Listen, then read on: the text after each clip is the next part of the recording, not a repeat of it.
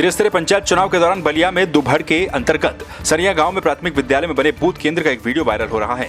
Video में दो पक्षों के बीच जमकर लाठी डंडे चलते नजर आए तो वहीं पुलिस तमाशबीन बनी रही। मारपीट में कई लोग घायल हुए हैं। दरअसल मामला दो प्रधान प्रत्याशियों के बीच हुए विवाद का है। बूथ पे क्या था कि एक मेंबर आए थे, अगर उसके फाल्स की वोट की वजह से दूसरा विनोद सिंह का जो पक्ष था उन्होंने उसे मार के बाहर निकाल दिया था। कौन है विनोद सिंह? विनोद सिंह पूर्व प्रधान जो हैं 10 साल के हैं, उन पूरा प्रोसेस चल रहा है। किस पद के लिए? प्रधान पद के लिए। उसके बाद तो उन्होंने उस मेंबर को मार के बाहर कर दिया है। तो उस समय क्या कि दोनों ब्रजेश सिंह जो थे लिस्ट में थे, वो उन्होंने बोला कि किसी का फाल्स वोट नहीं गिरेगा, आप कहें या हम कहें, दोनों तरफ से नॉर्मल तरीके से होना चाहिए। तो कमल सिंह जो थे उन्होंने कहा था कि कौन चेक करे वाला, वो करेगा, आप कौन है चेक करे वाला उस चीज़ के लिए, जिसे करना है करेगा। तो कहता है आप बीच में पीछे रहिए। इसी पर गाली गलौज हो गई आपस में।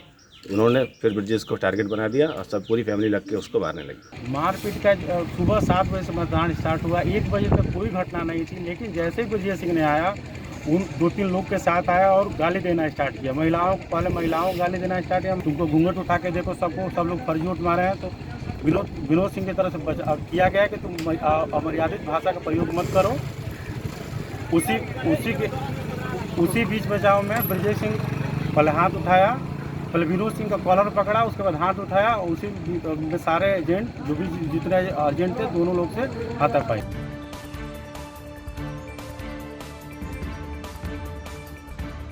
जनपद कौशाम्बी के जिला अस्पताल में रेमडेसिविर इंजेक्शन चोरी किए जाने की घटना सामने आई है। बताया जा रहा है कि जिला अस्पताल में कोरोना पॉजिटिव मरीजों के इलाज के लिए L2 वार्ड बनाया गया है, जहां पर मरीजों को भर्ती किया जा रहा है। जिला अस्पताल स्टोर रूम से 7 रेमडेसिविर इंजेक्शन गायब होने की जानकारी मिली, जिसके बाद पुलिस ने पहुंचकर जांच शुरू कर दी।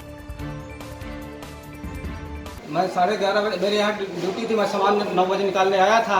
इसके बाद 11 बजे तक लग गया मुझको, मरीजों को मैनेज करते और सामान निकालते जो है। तो 11:30 बजे, मैं 11 बजे गया हूँ। उसके बाद ये काम हुआ है। यहाँ क्या हुआ है? ताला तोड़कर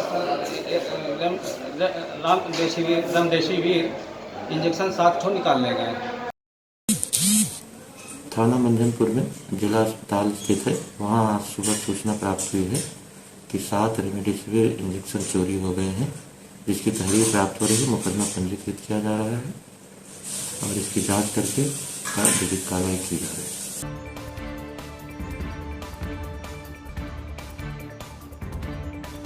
मथुरा के जिला मजिस्ट्रेट नवनीत सिंह चहल ने बताया कि मथुरा के लिए निर्धारित चौथे चरण में मतदान के लिए 29 अप्रैल को सार्वजनिक अवकाश घोषित किया गया है। साथ ही उन्होंने कलेक्ट्रेट सभागार में त्रिस्तरीय पंचायत चुनाव के मतदान की तैयारियों के संबंध में जोनल और सेक्टर मजिस्ट्रेट के साथ बैठक भी की। मथुरा में जो चुनाव है उसकी तैयारियों की समीक्षा सभी उपजिलाधिकारी, सभी BDO और सभी रिटर्निंग ऑफिसर्स के साथ की गई। कल मतदान जो पोलिंग पार्टीज हैं उनका रवानगी होगी और परसों मतदान के उपरांत वो वापस आएंगे और सभी जो व्यवस्थाएं हैं वो संबंधित अधिकारियों के द्वारा पूर्ण कर ली गई है। जोन और सेक्टर में पूरे जिले को डिवाइड किया गया है और zonal magistrate, zonal police officer, sector magistrate, sector police officers लगातार भ्रमण करके सकुशल शांतिपूर्ण चुनाव जनपद मथुरा में संपन्न कराएंगे। इसके संबंध में सारी व्यवस्थाएं जो है वो पूर्ण कर ली गई।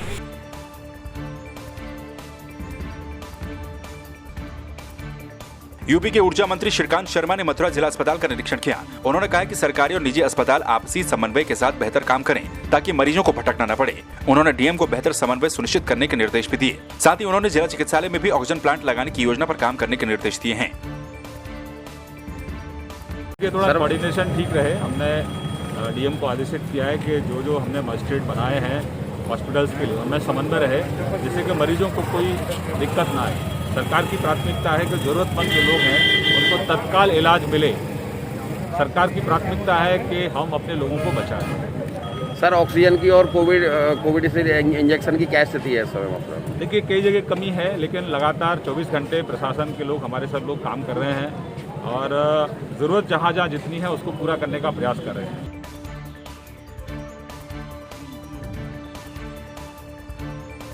मथुरा यमुना एक्सप्रेसवे पर बीती 5 अप्रैल को बस हाईजैक कर लूटपाट करने वाले 3 शातिर बदमाशों को पुलिस ने धर दबोचा। बदमाशों ने इसके अलावा 24 घंटे पहले बलदेव में हुई लूट की घटना का जुर्म भी कबूला।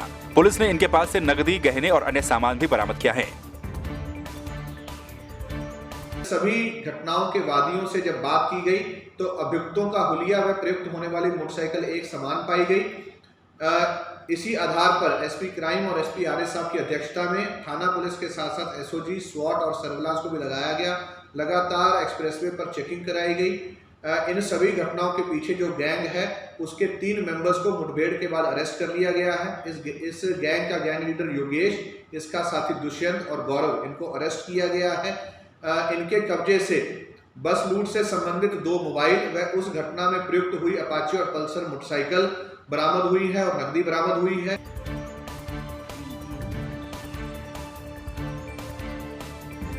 मथुरा में वार्ड नंबर 1 के बेगमपुर गांव से प्रधान पद के उम्मीदवार जवाहर चौधरी ने बताया कि वो जमीन से जुड़े नेता हैं। उनका कहना है कि यदि लॉकडाउन जैसी स्थिति आती है तो वो लोगों के लिए खाने पीने का इंतजाम करेंगे। जनता के बीच रहूंगा, जनता के ऐसा नहीं है। मेरा फोन आज भी उठ रहा है और कल भी उठेगा, जीतने के बाद भी उठेगा। और मैं जमीन से जुड़ा हुआ नेता हूँ और जनता के बीच रहूंगा। जनता के हर दुख दर्द को दूर करने का प्रयास करूंगा। और आज तक जितने प्रधान हमारे गांव से खड़े हुए जैसा भी उन्होंने किया है, लेकिन मैं उनसे परे करूंगा।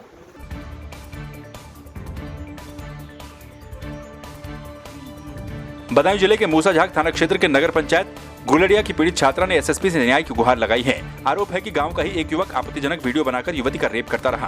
पीड़िता और पीड़िता के परिजन आला अधिकारियों के चक्कर काट कर परेशान हो गए हैं। मेरे कामिल सैनी नाम के लड़के ने गुप्त रूप से फोटो ले ली है। कहाँ का रहने वाला? गुलड़िया का रहने वाला है। क्या घटना हुई, क्या बात हुई?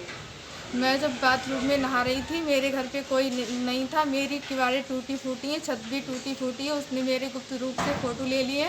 तब से वो मुझे ब्लैकमेल कर रहा है और मैं उसकी बात मानती चली आ रही हूँ। मुझे न्याय चाहिए, वरना और मैं मूसाझाक थाने, बदायूं, बरेली सब जगह घूमी हूँ, मेरी किसी ने नहीं सुनी है। अब मेरे पास कोई रास्ता नहीं है, या तो उसे सज़ा होगी या फिर मैं सुसाइड कर लूँगी।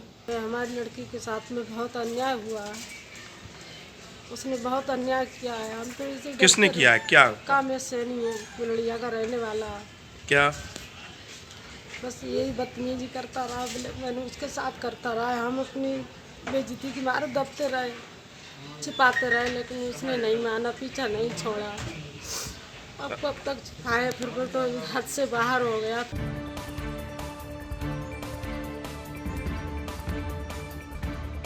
अयोध्या नगरी में बढ़ते कोरोना संक्रमण के बीच जिला अस्पताल में वैक्सीन लगवाने पहुंच रहे बुजुर्ग कोविशील्ड वैक्सीन की कमी के चलते मायूस होकर वापस लौट रहे हैं। जिले के अर्बन अस्पतालों में कोविशील्ड वैक्सीन की कमी आने से वैक्सीनेशन का काम बंद हो गया है। कोविशील्ड पहले ज़्यादा मिल रहा था, तो 80% जो हमारे सेंटर हैं वो कोविशील्ड से वैक्सीनेशन हो रहे हैं और 20% कोवैक्सीन से।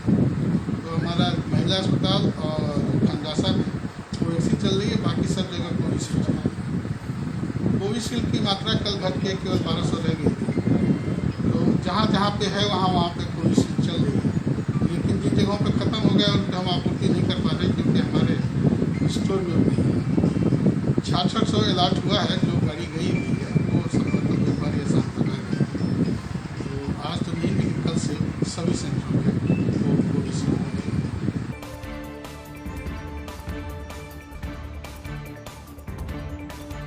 अयोध्या रामघाट क्षेत्र स्थित प्रिय प्रीतम मंदिर में हनुमान जयंती पर कोरोना महामारी मुक्त के लिए अखंड राम नाम कीर्तन जप प्रारंभ किया गया। इस दौरान राम मंदिर ट्रस्ट के महासचिव चंपत राय और हनुमानगढ़ी के पुजारी रमेश दास भी मौजूद रहे।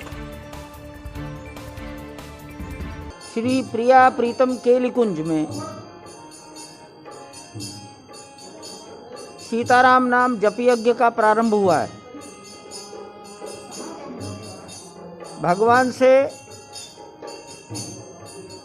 अनुनय विनय विनती कि देश को सब प्रकार की महामारी से मुक्त करे। इस सामाजिक सदिच्छा के साथ यहाँ के संतों ने ये जप यज्ञ प्रारंभ किया है।